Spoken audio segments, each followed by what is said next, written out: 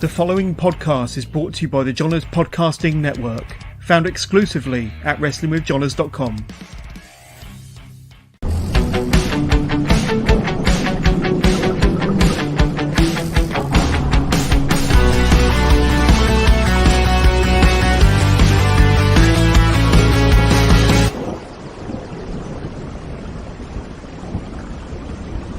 Hello and welcome to the latest episode of Wrestling with Johners, episode 330. But more importantly, it's the 1st of November, and November marks 5 years of Wrestling with Johners. So throughout the whole of the month of November, I've got some awesome guests, and I'll kind of bring up some graphics very soon just to let you know who will be coming out, coming on the calendar of Wrestling with Johners over the next month or so. And starting with my guest on the right-hand side of my screen there, renowned referee, dare I say, one of the very best referees in the UK, Tom Scarborough. Thank you so much for coming onto the show. How you doing, my friend? Hey, Jonas. Thank you so much for having me. I'm honoured to be your first guest on your anniversary month. Congratulations on 5 years. 5 years, I know. We've been trying to make this happen for a minute, and so I'm so glad we finally did. Oh, I'm so chuffed to get this done, absolutely. And yeah, 5 years, it's gone in a blink of an eye, but I feel like I'm just getting started with this thing. But great to have you on the show, Tom. And we're going to spend the next hour and 15, however long we go, talking about recent events, talking about OTT, Impact, NXTUK, Progress, Riot, Cabaret, Hustle, and all that good stuff. But as we alluded to just a moment ago, just a quick reminder, I had I was a busy boy last week, busy boy, 3 live interviews last week, starting with this man here. Scott Garland came back onto the Wrestling with Johners podcast. I wanted to come back on to talk about his up-and-coming UK and European tour. I think he's already over in Malta, starts his tour in a couple of days' time. But Scott Garland was a wonderful guest, and check that one out if you haven't done so already. And the first interview I did with Scott Garland was released about a year ago. Go and check that one out. If you want a full deep dive, full retrospective of Scotty 2 Hotty and Scott Garland's career, just a day later, I spoke to Ivy, one of the very best performers on the UK scene. And on Friday, we had the All-Star Ruby Manitoba come onto the show, telling us about 3 months that she spent with Dr. Tom Pritchard over in Tennessee for JPWA. What a life-changing experience that was, and what the future holds for Ruby Manitoba. But as we alluded to, November is 5 years of Wrestling with Johners. You can see at the bottom there some of the guests that will be coming on to the show very, very soon. Of course, Chimera, Tom Scarborough over on the far right, Dirty Dango, Nico Angelo, Leon Cage, a very young, promising, up-and-coming teenager on the South Wales scene. And at the very top there, the legend Johnny Saint will be coming onto the show, and there he is. That would be awesome, that one. Oh, I can't wait. Well, in fact, I recorded with Johnny live in person, and the 2 parts will be coming out in due course. I just got to get around to editing them, if I can be honest. But next Thursday will be my next live interview with Session Moth Martina, one of the one of the very best performers in the UK. And then towards the end of the month, I've got the Queen of Mean superstar, Lana Rostin. And let's be honest, Session Moth and Lana, they don't do many podcasts, but they're coming onto the Wrestling with Johners podcast in the month of November. But that's going to be a lot of fun interviews. It really is. It really is. But get up to much over the weekend, buddy? It was just another weekend, Jonas. Just another weekend. A little bird tells me that you was kind of in Wolverhampton on Friday night for some reason, something to do with OTT. Let me just bring up a graphic here, and it was their 9th anniversary show. There you are, with all of the hosts, all the commentators, and there's Tom Scarborough coming down for match number 1. But that was a pretty epic night for yourself, for OTT, for the talent, and for the fans in attendance. Give us a quick overview of your experience last Friday. Oh man, just incredible. I've been lucky enough to be working with OTT for a year now. I debuted at their 8-year anniversary in Dublin at the National Stadium, and it's just such a joy, whether I'm working for them over here in Wolverhampton or I get to go over to Ireland, to Dublin, to Belfast, wherever. They're just such a great crew, run so professionally, amazing catering, a really, really just great group of guys. And they just, for my money, I think they put on some of the best shows, not only in Europe, but in the whole world. The talent that they have over in Ireland that they're bringing through. They bring over some of the best in the UK. They are bringing in some of the best in the world. You know, as you see on the card on Friday, we had John Moxley, we had Kenta, you know, in there with some of the best in the UK with Luke Jacobs, Trent Seven, Lycos Jim, Sunshine Machine, and then of course, you know, the Irish lot as well. Damo, Sammy D, Martina, of course, you know, and you know, I love working for OTT every single time. I say it's just such a pleasure and such a treat for me to do. Absolutely. And like I say, it was their 9th anniversary show in Wolverhampton on Friday. One of the matches I want to talk about, which I believe you refed, was this one here, Kenta versus Luke Jacobs. Well, I believe that was for the Defy World Championship, but that was a banger and a hard-hitting encounter. I know Luke Jacobs, to be honest with you, is fast becoming not just one of the best performers on the UK, but one of the best performers anywhere. And I think he's still only about 23, 24, many, many years ahead of him. But he hits hard. He liked a hard-hitting match. Going up against Kenta, like I say, he definitely got a hard hitter. Tell us about that one, because you was in the ring with those two, and they really slapped the crap out of one another, didn't they? You've summed it up with there perfectly. Those two boys beat the shit out of each other. Good Lord. Yeah. Luke has been a phenomenal performer for a very, very long time now. But I just feel like this last year or two, he's just taken it to a complete another level. I feel like over the summer, his looks incredible right now. He's cut a little bit of weight. He's got a little bit bigger, and he looks absolutely fantastic. And he took Kenta to the limit. He really took Kenta to the limit, who's, you know, one of the greatest of all time. And to be in there with those two, yeah, absolutely phenomenal. Absolutely. The reaction when Kenta finally hit that GTS, the place exploded, and it was brilliant. I know that incredible. Luke looked a bit rocked afterwards, but I know that if he had a chance at a rematch, he'll grab that at both hands and he'll kind of come in fighting, swinging harder next time. But and how about this one here, buddy? The main events: Trent Seven versus John Moxley. Now, I think that this was John Moxley's first match back after suffering that concussion September the 20th, so maybe more than a month before this match, good 5 weeks or more, against Trent Seven. And this was, I think, a no DQ match or some kind of wild stipulation match. Firstly, I bet the crowd reaction when Moxley stepped through the curtains with his entourage. What was the noise like when you were stood in the ring watching him come towards the ring? Well, so hey, here's the thing, John. So take it back a little bit. Trent made his entrance, and being in Wolverhampton and being a Wolverhampton boy he is, the place already exploded. So already there's goosebumps. There's, oh my God, this is just going to be massive and it's going to be incredible.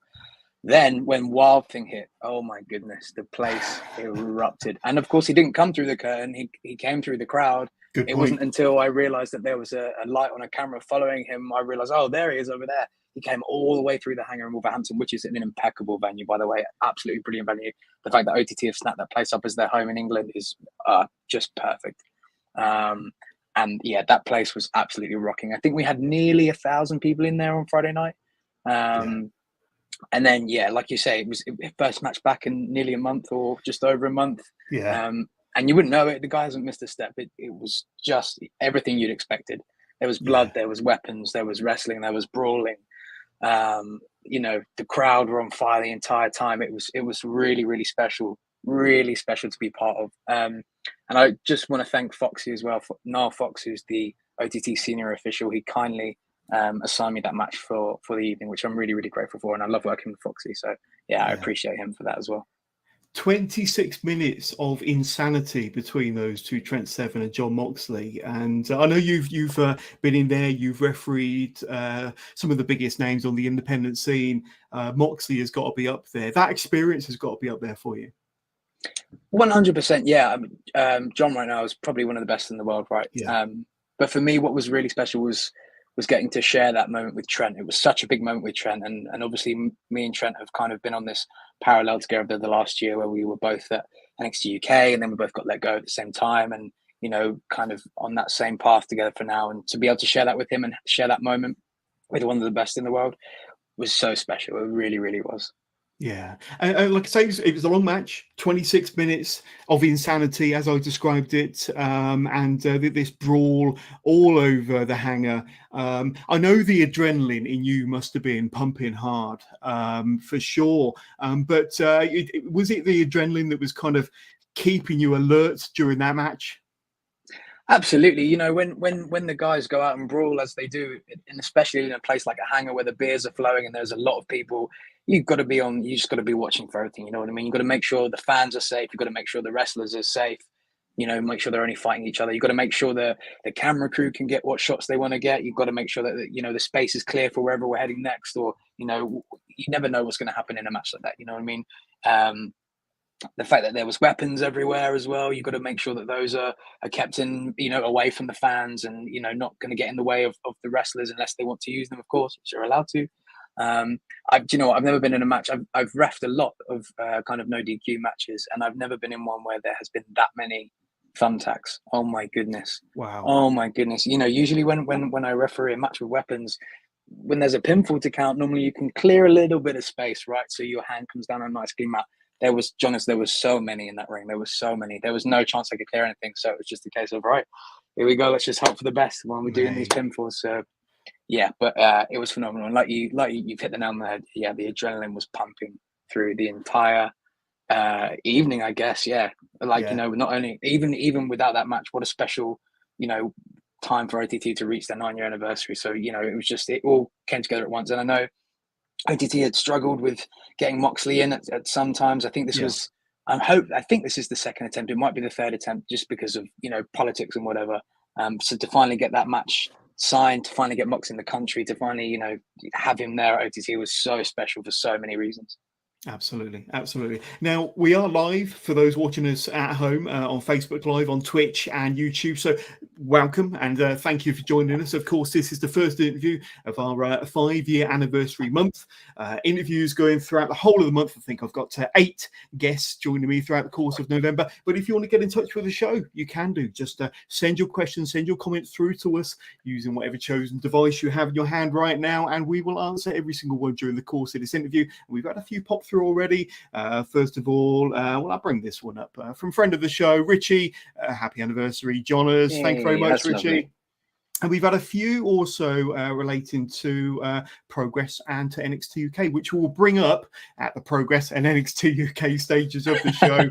We got it. There's an order to this. There is an order to this. And of course, you know, we alluded to a busy weekend, and you rightly corrected me and told me off air that Thursday, Saturday, and Sunday you were working for Impact Wrestling, that were over here on their latest UK tour, the first UK tour that Impact have done in 8 years, I believe, over 8 years.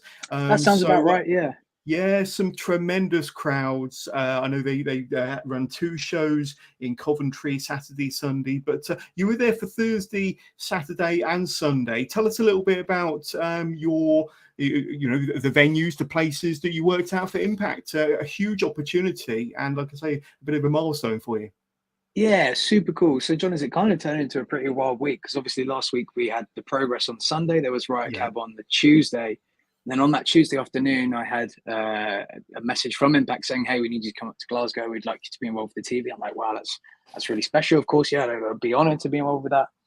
And so, just because it was so last minute, the only travel I could get was up to Durham. So we had a Riot Cab on the Tuesday. Then on the Wednesday night, I got the train up to Durham, where I stayed with my dear friend Rich Swift, who's was on the tour with me. Incredible to be able to share that opportunity with him.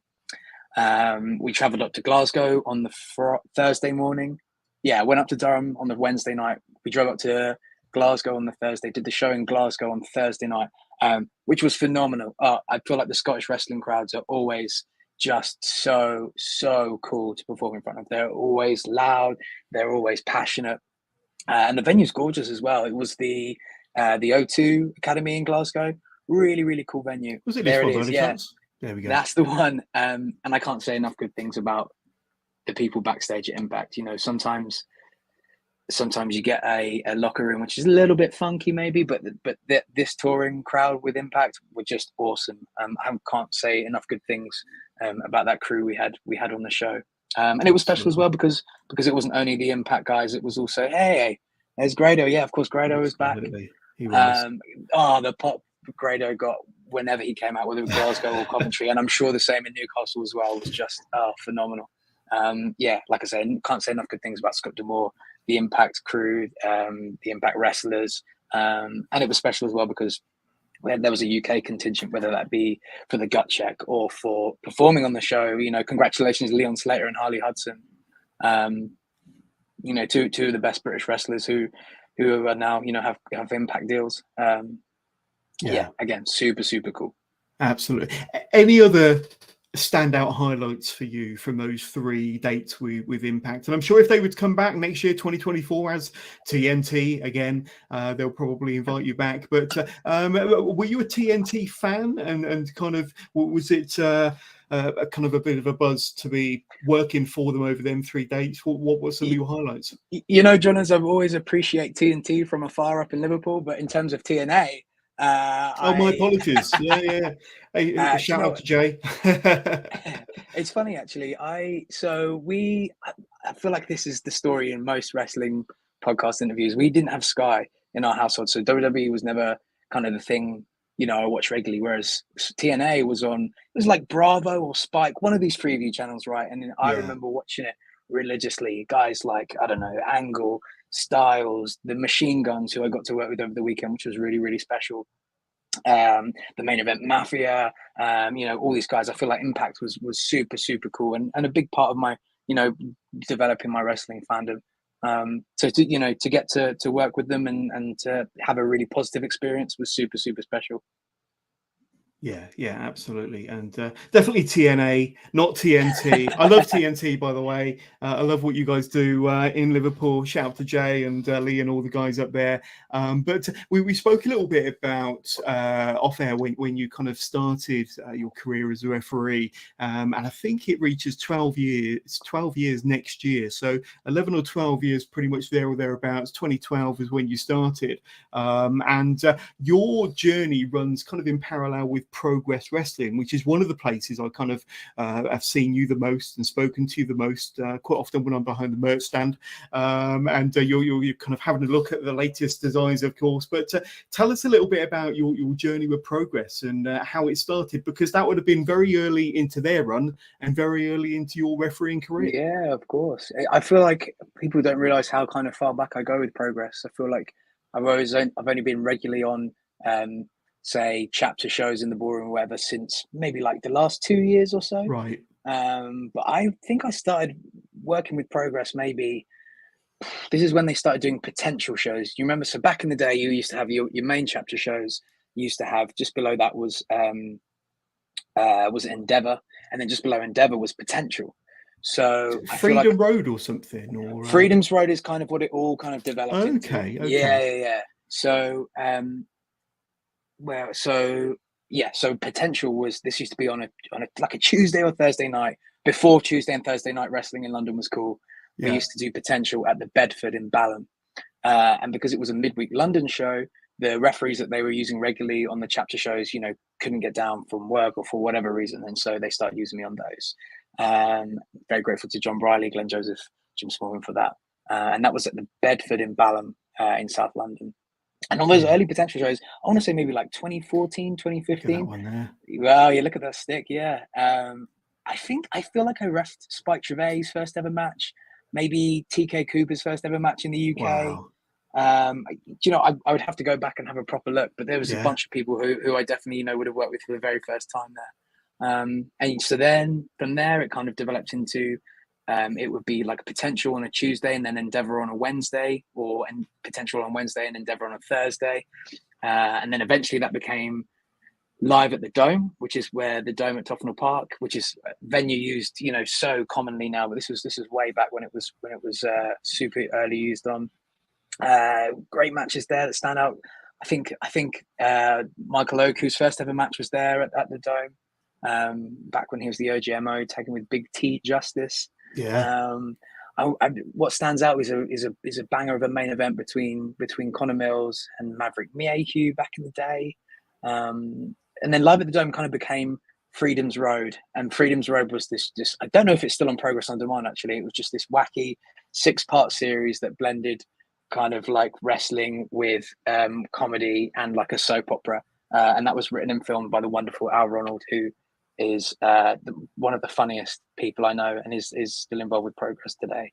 Absolutely. Well, I brought up an early picture of you back in your early years, and a There more he recent is. photo from Super Strong Style, the referee team there, including the wonderful Nigel McGuinness, who I got the opportunity to interview after day 3 of Strong Style, a really, really wonderful team. But now, doing my research, and of course, I've seen pretty much all of the chapter shows at the ballroom since they came back at the beginning of 2022, chapter 127. And correct me if I'm wrong, but I think you refed most, if not all, of the matches between Spike Trivet and Cara Noir in their epic feud that they had through 2022 and 2023. Would I be about right in saying that?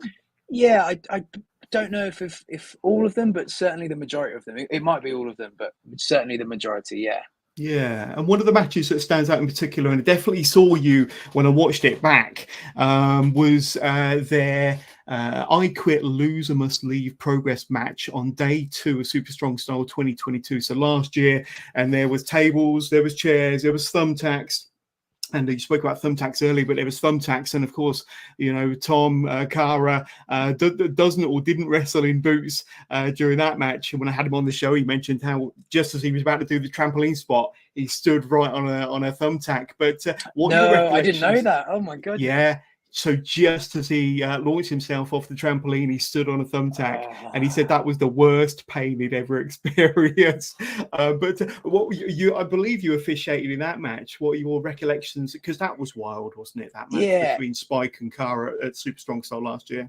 That's it. Strong Style Weekend is always fantastic. It's just 3 days of some of the best wrestling in Europe, and it is both emotionally wonderful and emotionally draining. And you know, that main event on the second day last year, right? Yeah. Oh my goodness, time goes too quick. I can't believe we've only got 2 months left of 2023. That I remember that main event just being completely emotionally charged. You know, from the 2 performers to the, you know, even there was tension in the backstage. The crowd were hot. They were emotional.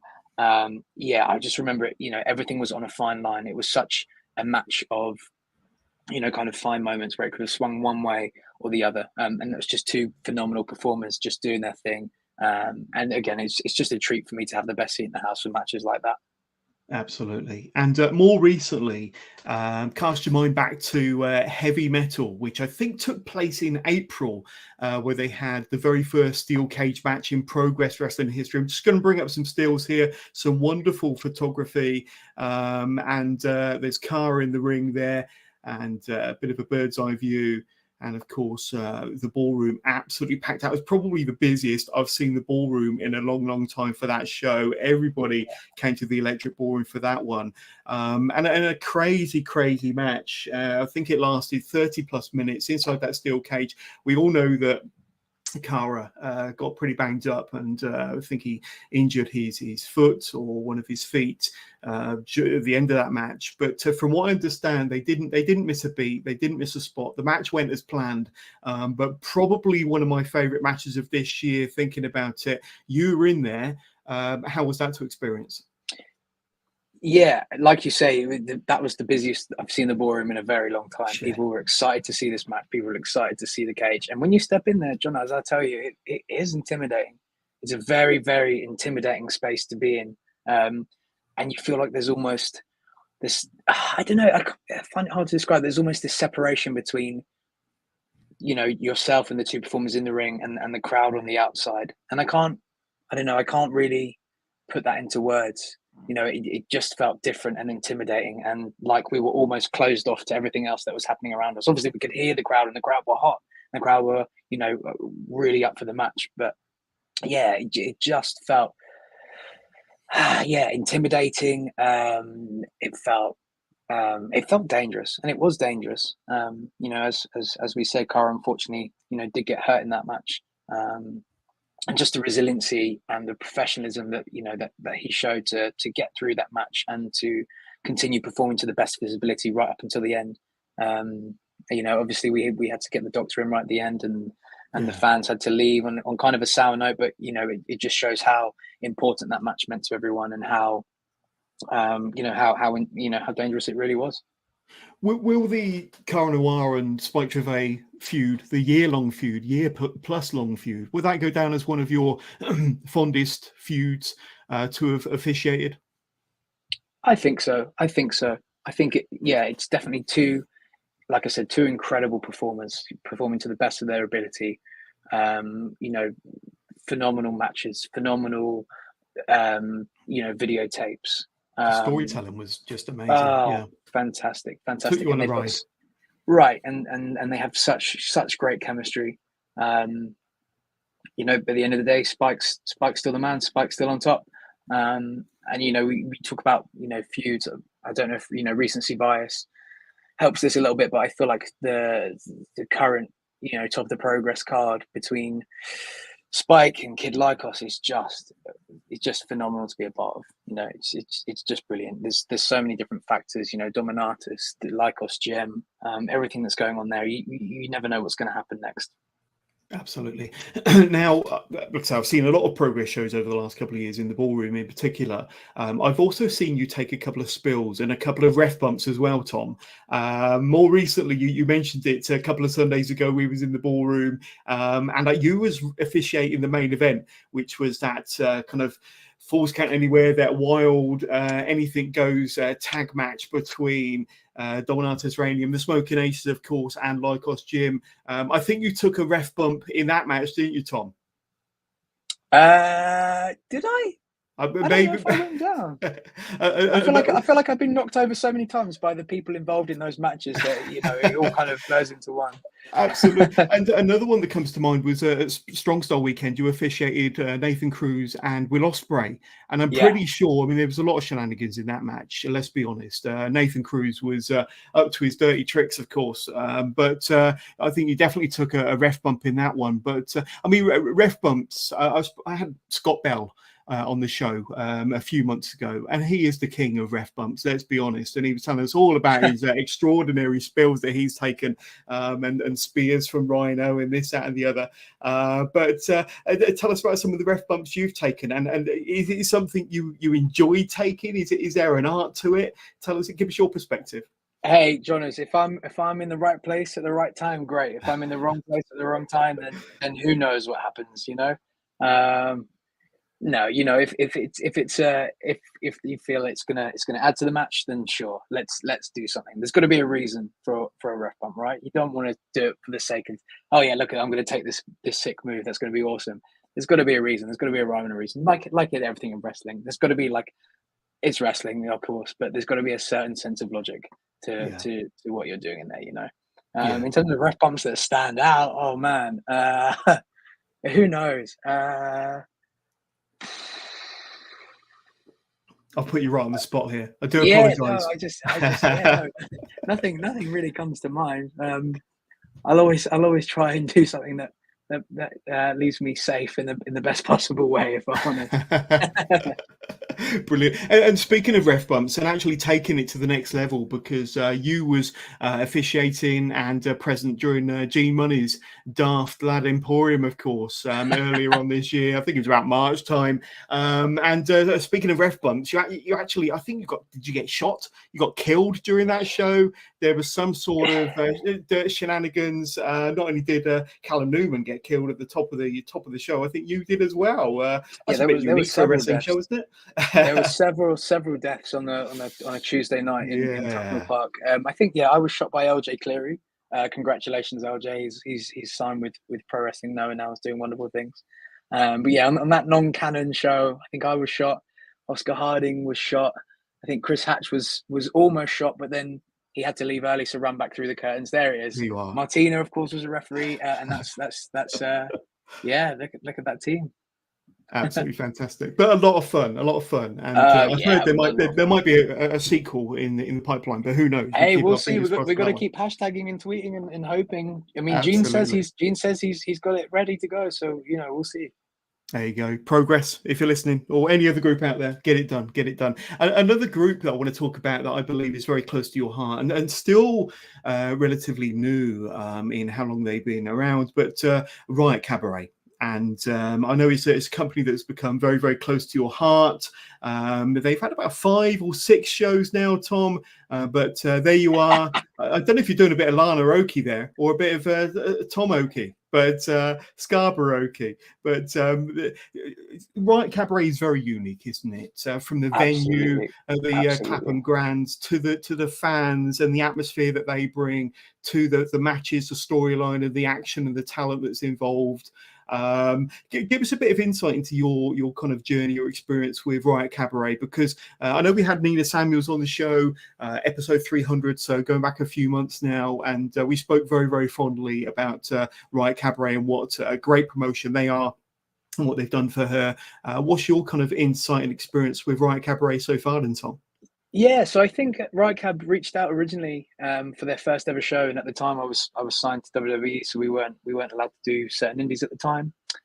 So I had to, respectfully apologize and just say no. But I'd love to, keep in touch and whatever. So then I think eventually I got brought in. It was either the second or the third show, and I haven't got rid of me since. It is an incredible venue. The Clapham Grand is one of the most beautiful venues not even just in British wrestling, just in venues in general. We actually ran shows there probably like 7-8 years ago with various different promotions. I think I've refed a Tommy Dreamer match in that place a long time ago. Right. But now to have a resident company there running on a Tuesday night, I think AEW weekend was the Friday night, but midweek wrestling in London is so bloody hot right now. And Riot Cab is at the forefront of that. They are using the best British talent. They are using the best Irish talent.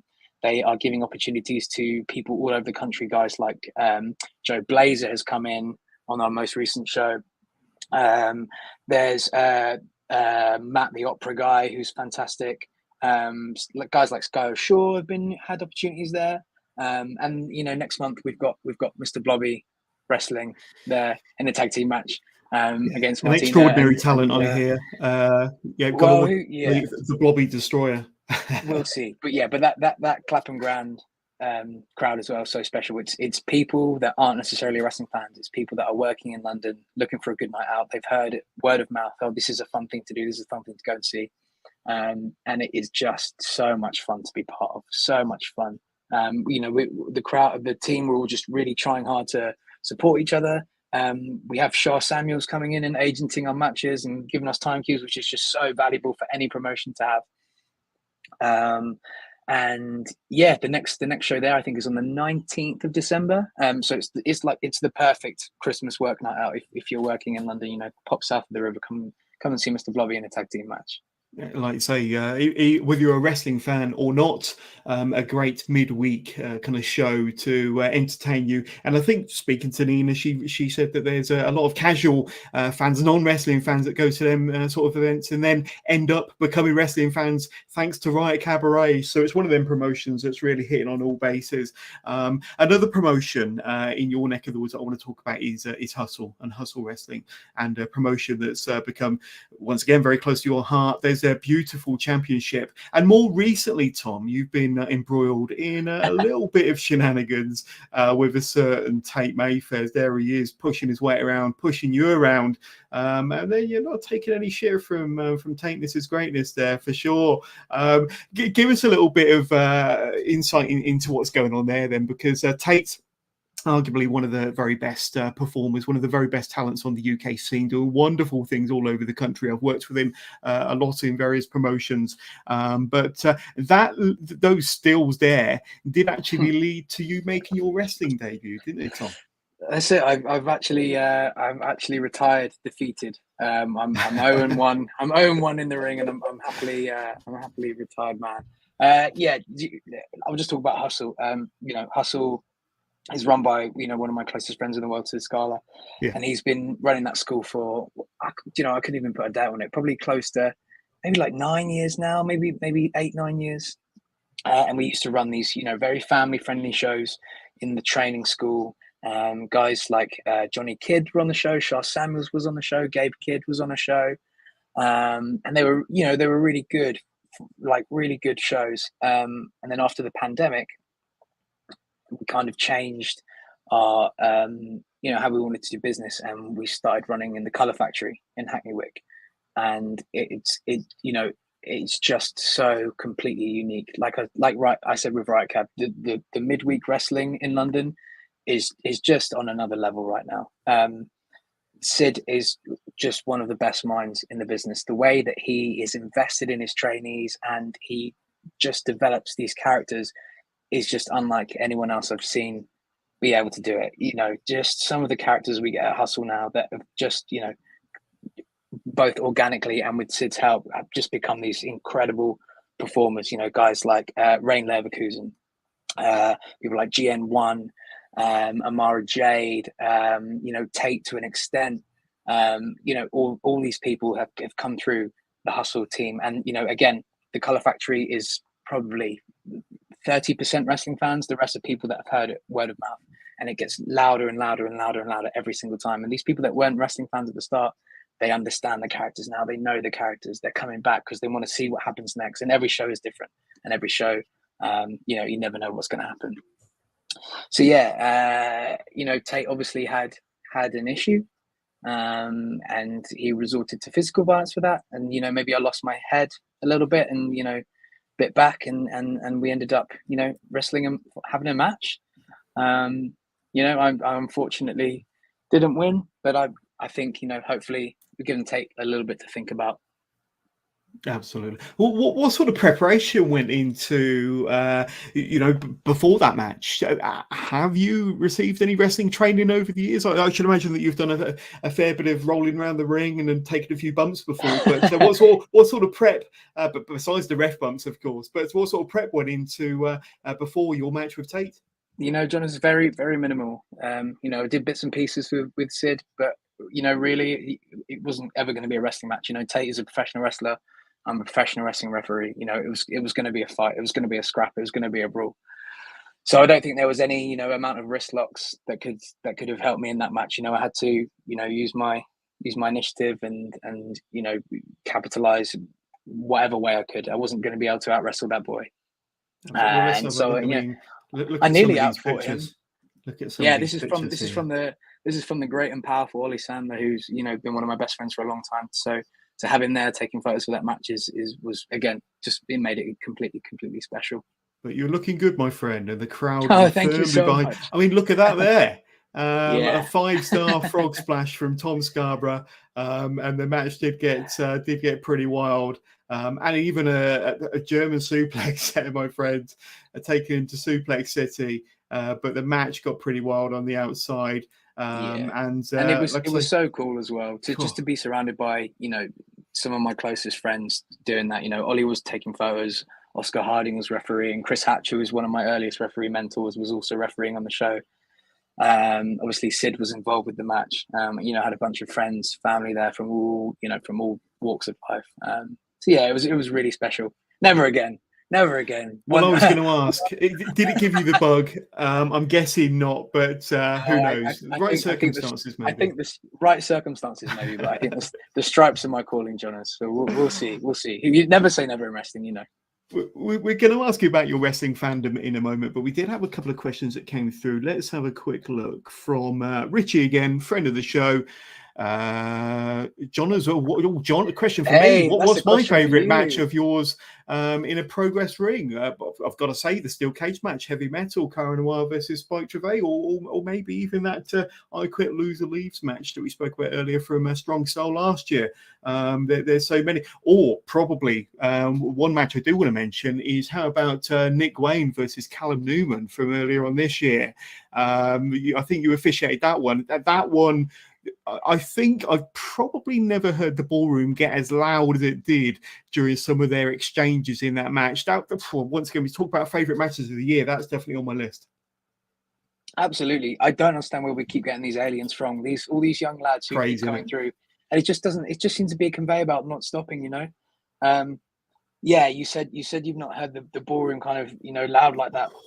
I remember saying to Callum in the middle of that match, I was making sure he was all right. And I said, dude, listen to this freaking crowd. This is amazing. And it really was, yeah. You know, the problem is that some of these matches, they just all start blurring into one until I watch them back or whatever, you know, because there's so much to think about and so much going on during the match. You come to the back and I'm like, well, I presume that was good kind of sometimes, but, you know, I'm going to have to watch it back before I kind of remember it, because there's so much adrenaline pumping and things to think about, and, you know, worrying about the boys and the cameras and everything else that's going on, that I kind of zone into the match rather than thinking about the match, if that makes sense. I don't know if that makes sense. Yeah. But yeah, phenomenal match. The crowd reaction was, wow, that's got to be the loudest I've heard this year alone. Those two absolutely delivered. Some of the moves that I saw those two perform were just out of this world for sure. But let's take it all the way back then, Tom. Tell us a little bit about your wrestling fandom and when wrestling kind of first came into your consciousness, what sort of impact it had on your life, I'm guessing, as a youngster. Yeah, so I mean, so like I said, so we didn't have Sky in our house, so it never really I never really like was anti wrestling, but I wasn't something I kind of picked up, you know. I was big football guy, still am a big football guy, big sports guy, and so wrestling was never kind of something not that I didn't care for, but just something I never considered really. And then as I kind of got to the later years of primary school, I remember, you know, the playground talk would be like, oh my God, did you see what happened on SmackDown last night? Did you see that, you know, Mark Henry ripped a you know, a lock off the steel cage? Oh, did you see Kurt Angle, who's a Raw wrestler, turned up on SmackDown? I was like, what is this? You know, well, this sounds super interesting. But again, you know, it wasn't something I kind of chased up. I also remember some of my classmates in year 6 having an argument with our year 6 teacher, because she had tickets to go to the live event in London, the WWE live event in London, whenever it was. And she said that she was going to be one of the people that were booing John Cena. And obviously, as 10, 11-year-olds, we were up in arms at this. We were like, what? You can't boo him. He's the greatest of all time. Yada, yada, yada, yada. And then I think the earliest memory I have of actually watching wrestling is that my brother and some of his mates were around, and they were watching some wrestling on the computer, and they went off to do whatever. And I came to the computer and I, you know, moved the mouse, and up on the screen came a vignette for Randy Orton and Undertaker for Vengeance Armageddon 2000 and something. It was their Hell in a Cell. I remember the poster. I can visualize the poster. And and it was the vignette for this where Orton like basically murdered the Undertaker and like drove Eddie's car into Taker, and then Taker came back to life and came out of the coffin, and I was like, what the hell is this? What is going on? This is wild. Again, I still wouldn't even say that I was hooked then, but I knew that it was something I really enjoyed. Another really early memory of picking up wrestling is watching Paul London and Brian Kendrick run to the ring as a tag team and then do their backflip off of the top ropes into their handshake as their entrance. That was, again, my mind was blown. And you think like, my mind was blown by two guys doing a backflip into the handshake. Imagine what the kids like growing up into wrestling see now, you know, stuff like what Callum Newman's doing, what Ospreay's doing, Nick Wayne, Darby Allin, bloody, you know, Leon Slater, all these guys doing this crazy stuff. You know, they must just have their minds blown right now. Did you get a chance to go to see much live wrestling, whether it be WWE or your local independent? You know what? So I didn't even know that the indies were a thing really growing up. I went and saw, I think, SmackDown tapings at the O2 and probably Wembley Arena as well. You know, as a Watford boy, those are the two kind of closest venues to me that they would run. And it wasn't until really I started referee training that I knew there was an indie scene, but it wasn't until I started my referee training that I kind of, you know, grasped the indie scene and understood the indie scene and was like, whoa, there's a whole like local world going on around me that I had no idea about. Yeah. And tell us about that then, because at what age and how did you actually go about starting your refereeing training? I'm guessing it's through a wrestling school, or how did you actually begin that process? Because quite often, and I've spoken to referees before, they kind of just learned on the spot, or they just, you know, was thrown in at the deep end unexpectedly, and then they became a ref for the rest of their career. How did that kind of pan out in your case? Yeah, do you know what? Honestly, it was something I kind of just stumbled onto. I remember it would have been a summer, and it would have been maybe like I would have like finished GCSEs or something. So it would have been like a lot, summer holidays, right? Really? And I just remember Googling, wrestling near me or something. No, I couldn't tell you why. I couldn't tell you what. But one of the first results that came up was, in Kent this weekend. This would have been like a Wednesday or Thursday. In Kent on Saturday, there's a referee training seminar. And I went, hey, that's something different. That's something interesting. I want to go down and check that out. So sure enough, I went down to Kent on the Saturday. Went to the seminar, and I think I was just hooked from there. Really, I was just hooked. I didn't have the bug to wrestle. I kind of was doing exams at school and wasn't really sure what I wanted to do in terms of going to uni or whatever. And so I kind of understood the amount of commitment it would take to wrestle and to train, and to get down to Kent every weekend, or 2-3 times a week. And so I was like, for now, I really want to be involved, and I'm really happy to do refereeing. And from there, it just kind of snowballed, John. It just, suddenly 12 years later, here we are. I've been, so blessed and lucky to do so many cool things. Both at home and around the world. Yeah, I've been very, very, very lucky. Absolutely. I've got some pictures to bring up here, and that's another Ollie Sandler one. Oh my goodness! Beautiful young chap there, and it was at the IPW UK Championship. IPW UK, there we go, and a younger Zack Sabre Jr. Of course, that was my second ever match. Zack Sabre Jr. versus Lord Jonathan Windsor, at the infamous Swanley Dome. Crazy, and there you are with we'll talk about goats, Rey Mysterio. That was incredible. Yeah, tell us a bit about that. What show was that? So that was in Qatar. I've been very blessed to have done 3 tours of Qatar. The first one was in 2015, I want to say. And I had a message from the wonderful Steve Linsky, who I think you've had on your podcast before. Love Steve. The infamous Steve Linsky, who basically just gave me a call and said, look, this spot's come up for a tour in Qatar. I was going to offer it to another referee, but his passport had expired or something, or he couldn't get a passport in time or something like that. Would you be interested? I said, well, yeah, absolutely. When is it? He said, we're going next week. I went, oh my goodness. So at the time I was working in a school, and incredibly it fell perfectly in the middle of the Easter holidays. And so that first tour in Qatar in 2015, I got to go out to the Middle East for a week. We had 5 shows in the middle of Souk Waqif, which is the market in the middle of Doha, and it was just I don't have words. There was all these superstars on the show: Mysterio, Del Rio, Booker T, John Morrison, Alofa, like all these guys. And a little bit of imposter syndrome. Like, what the hell am I doing here? I've been refereeing now for 2.5-3 years there. What am I doing here? There was a very specific moment I remember where it was one of the last nights in the tour, and I'm just in the dressing room checking in with the family at home, and I look up and it's just me and Booker T in this locker room. I'm like, this is wild. And he was so gracious and so cool. So that was the first one, and then we've done 2 more tours in Qatar. So that picture with Ray was on the second tour, which was in 2017, where we moved from the market to an arena essentially. So that was really cool to be part of. I think there was a 4-way. It was Mysterio, it was Carlito, it was PJ Black, formerly known as Justin Gabriel, and Mil Muertes from Lucha Underground. So a bit of a random 4-way, but it's super cool to officiate Rey Mysterio. Are you kidding me?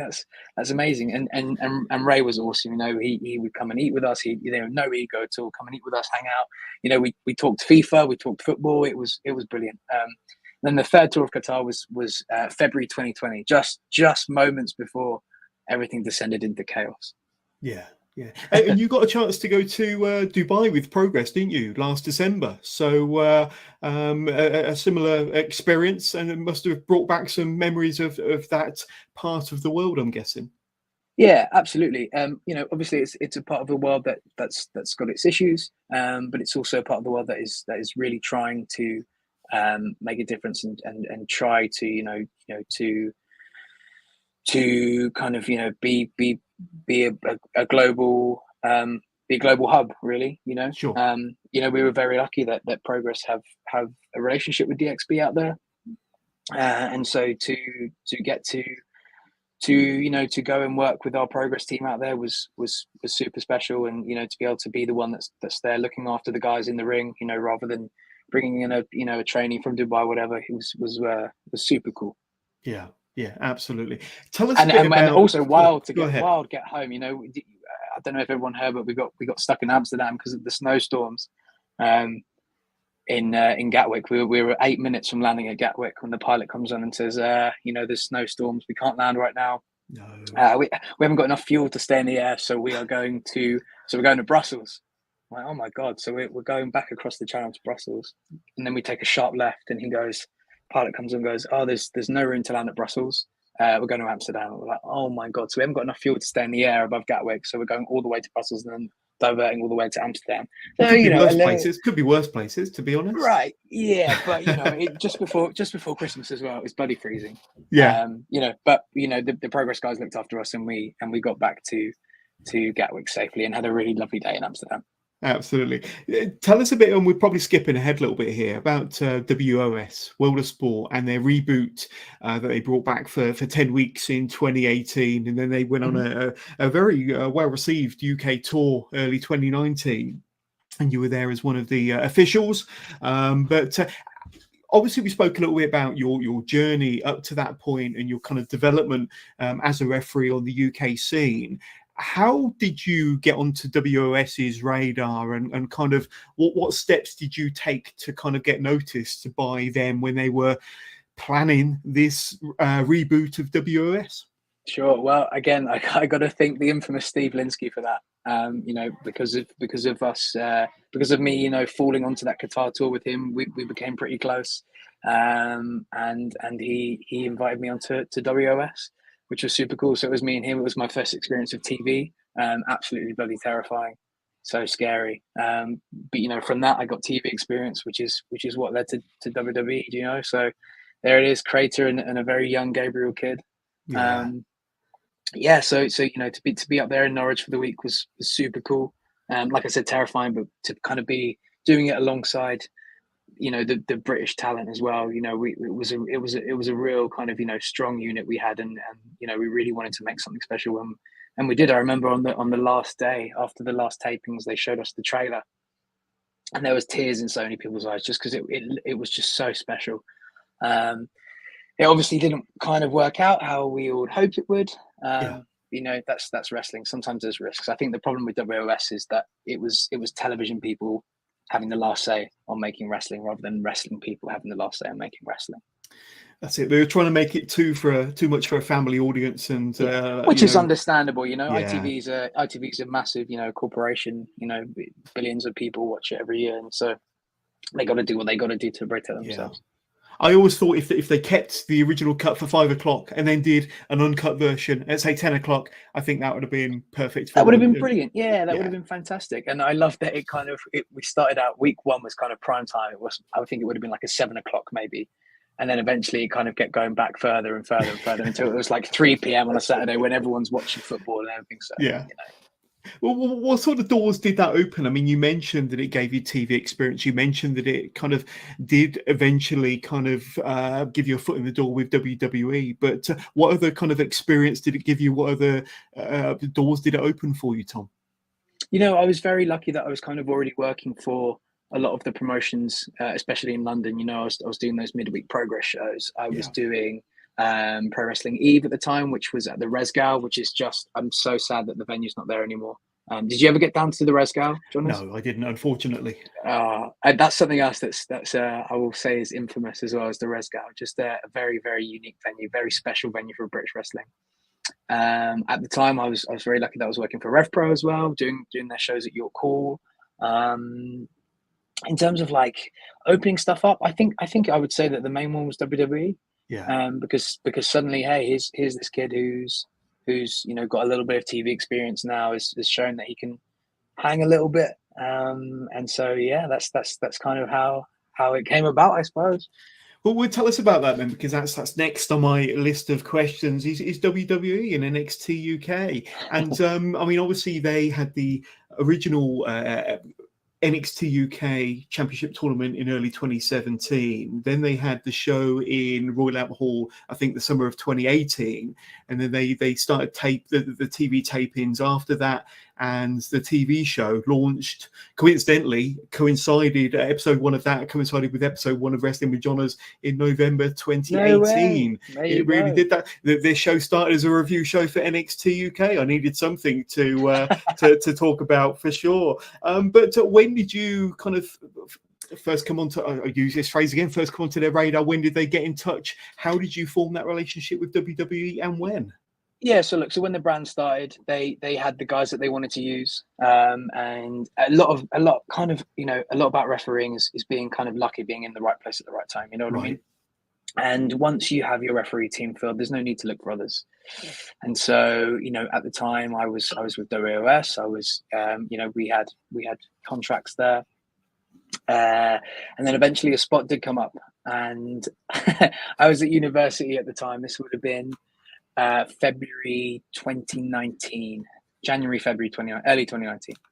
And we'd been on a big uni night out the night before. And I actually woke up on my friend's dorm room's floor. This is so not glamorous. And I checked my phone and I had an email from WWE, and I was like, oh my God, what? And it was from the wonderful Kristen Altman, who's still with the company now, is working as talent relations for the main roster. She's a fantastic woman. And she said, hey, basically the email said, hey, we'd like to, work with you. Can you give me a call ASAP? So I'm now scrambling around, a little bit hungover, trying to find whatever to put on and, get outside, get down to the Met Line, down to the train station. And I'm on the Met Line heading home, and I'm just shaking. I'm like, oh my God, I'm like, hello, what's going on, blah, blah, blah, blah. And she's like, yeah, we'd love to work with you. Can I call you a little bit later and we'll hash out some details? And I said, yes, absolutely, no worries. So then the rest of the day, I'm sat there, I'm at work, and I'm just kind of rocking back and forth, waiting for that phone to light up, and it doesn't light up, and it doesn't light up. And I get home, and I think I was eating. And then suddenly phone lights up, and it's, the number says, Stamford, Connecticut. And I'm like, oh my goodness, this is, this isn't a rib, this is real. And so we talk, and Kristen said, hey, so, basically a referee spot's come up, and we'd like to invite you to, come and try out the PC. And that was February 2019. And it was just, incredible. Just incredible. The kind of learning trees I got to sit under there, the colleagues I made, the friends I made. Life changing, absolutely life changing, Jonas. Absolutely. Did you officiate at any of the NXT UK takeovers? Because I was fortunate enough to go to NXT UK takeover Cardiff, and I think that was August 2019, and then Blackpool 2, NXT UK takeover Blackpool 2 in January 2020. So before the world kind of shut down, and two tremendous shows. Wasn't able to go to the first one in Blackpool, but did you officiate at either of those two, or any of the three that happened? I officiated at both those two. Those are the two takeovers I did. And it's funny you should bring that up, because a lot of the time when people say, oh, what's your favorite match you've ref? What's your favorite match you ref? Like I said earlier, because I'm kind of so zoned in on what's going on in front of me, I kind of almost forget about the matches going on. So for me, it's more about moments.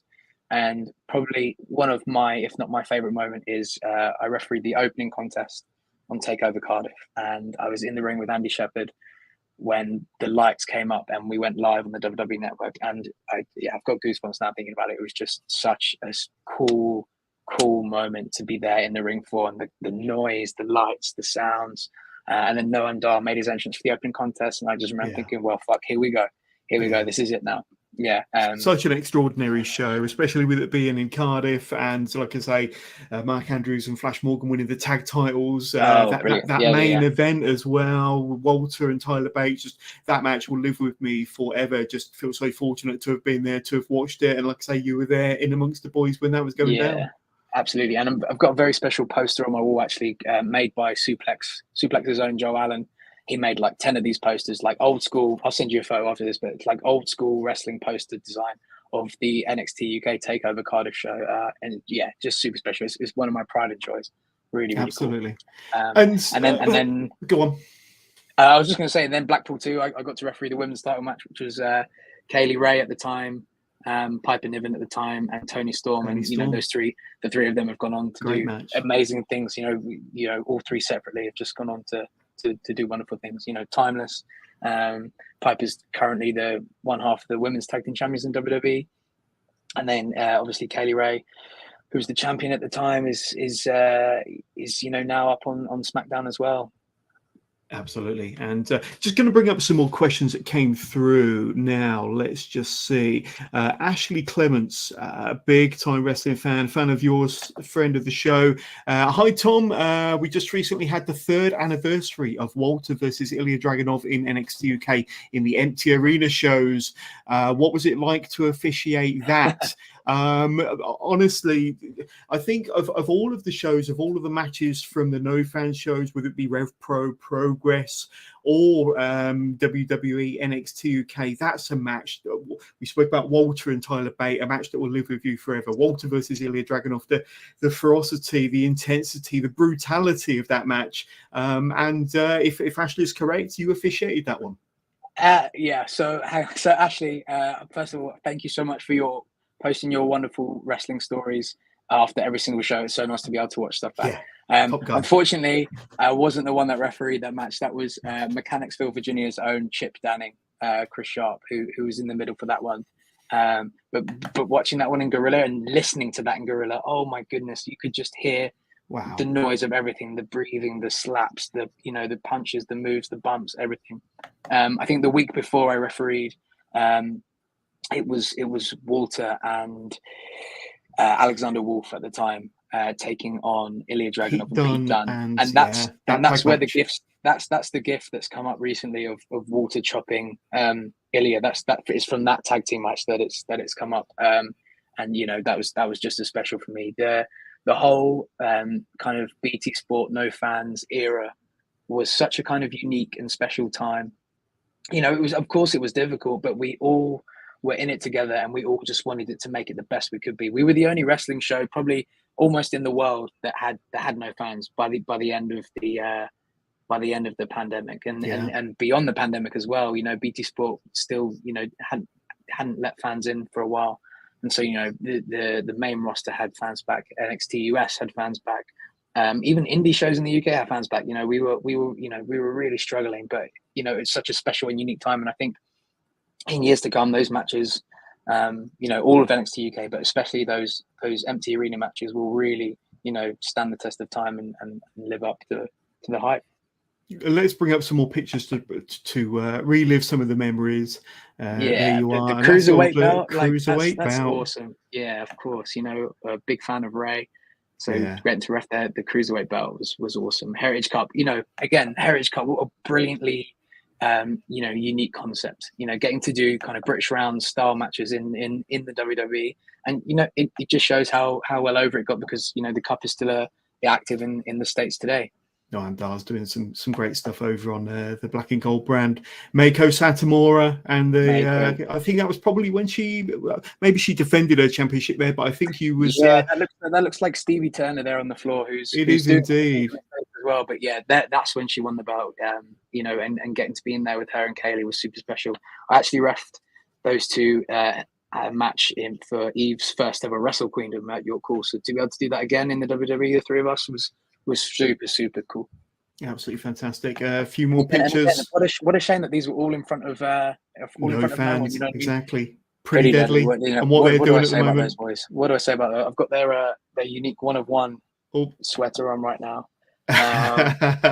Hopefully they'll pull their finger out and get selling. But those two are guys that I've known for a very long time. They're one of my favorite acts in WWE right now. Even when they was just doing the skits when they weren't performing, it was just golden television. They just blag their way into gold. It's so frustrating, but I'm so proud of them and everything they've done. Oh my goodness, I can't say enough good things about those two. There we go. Obviously, Trent and Tyler. Yeah, so it's been cool to kind of work with Trent for a minute. Of course, the chain match. Yeah, I forgot about that one. That was super cool as well. Obviously, a lot of history between Eddie and Wild Boar. So Absolutely. Again, the tag match again. The family with Rohan Raja and Metahan. And then obviously Ollie Carter and look at that. That's what a team right there. The boys. That was super special. And Chris Sharp there, Chip Danning just on Hunter's left is again a man that kind of blags his way into anything. And so he was like, guys, it'll be cool. We'll hang out with him and we'll take a vote and and to shake the guy's hand because he's a busy man, right? And to shake his hand, and he just thanked us all for his work that night. That was at Cardiff, I think. Maybe it was Blackpool. I think it was Cardiff. What an honor. And there it is. There's the team. We really were a family. We really were, all of us, from the wrestlers to the refs to the production crew to the producers and even the BT Sport crew. We got to know them really well because obviously we were there every 6 or so weeks, and we just all wanted to really be the best it could be. And I feel like we all had a little bit of a chip on our shoulders because we felt like sometimes we were the forgotten brand, quote unquote. You know what I mean? But like I said, I think NXT UK will stand the test of time because there's just some phenomenal matches in there.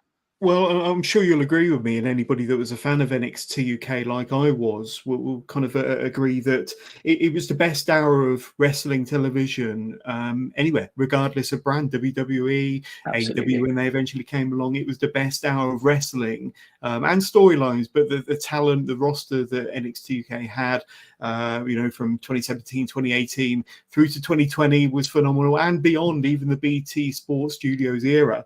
And like I say, if it wasn't for the pandemic, we can't change history, but if it wasn't for the pandemic, I think NXT UK would have gone from strength to strength. I think they were building to NXT UK Takeover Dublin, weren't they? That was going to be their next. Yeah, takeover. that was announced. Tickets were on sale.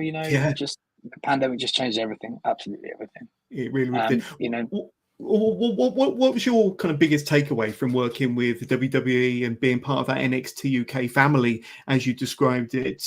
What was possibly the biggest learning aspect from working under the machine, under that umbrella with all them amazing minds of the business? I feel like it was, those 3.5 years I spent there were really a way that I kind of learned what my role is as a referee beyond being in the ring. We did so much. We build the rings, we maintain the rings at the PC. We would run errands. If there was this one time where I think it was Sam Grabwell and Kenny as well. I think they needed to use some maggots for a pre-take. And so me and Chris Sharp were sent off one afternoon and said, "Hey boys, can you go and find some maggots in Enfield Town Centre, please?" We're like, "Yes, sir, no stress." We spent an afternoon running around trying to find some maggots, which we eventually found at a fishing shop, at a tackle shop.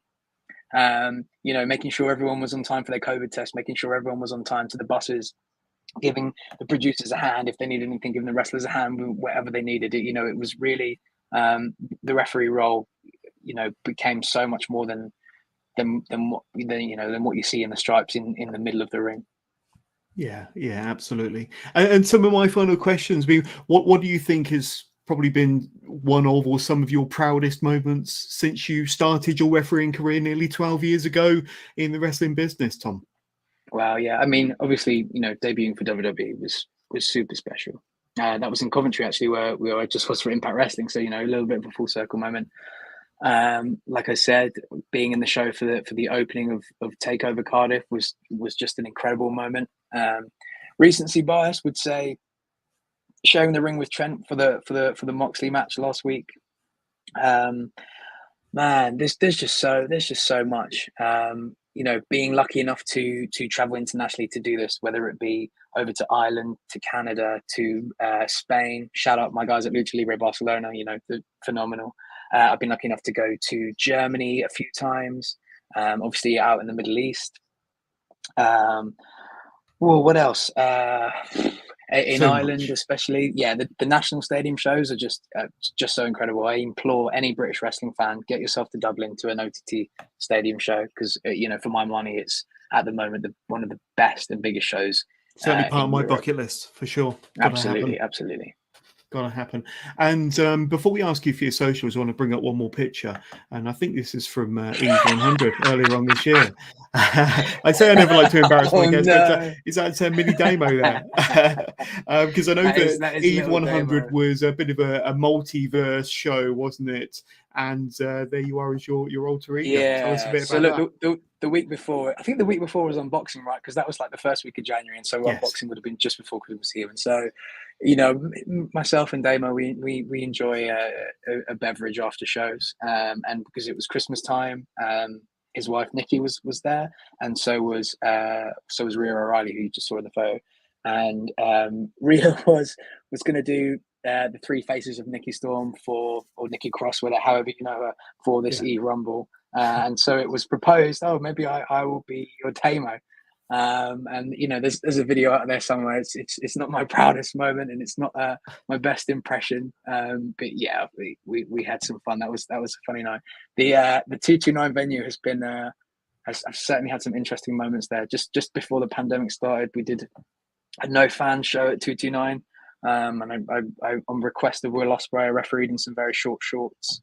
I hope you're not looking for that photo now as well.